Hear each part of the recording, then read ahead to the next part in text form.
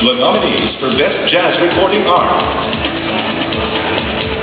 Blues and Nova, Grammy D. Torres, Tropicalia, Alpha Music Corporation, Scarlet,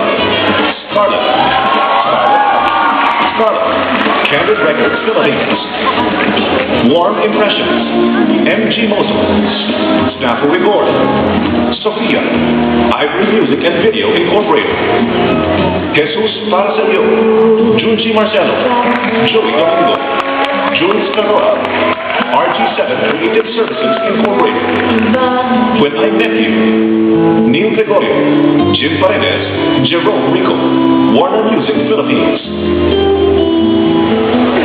Okay. Alright, and the winner for Best Jazz Recording is... Take it. And the winner for Best Jazz Recording is Scarlett.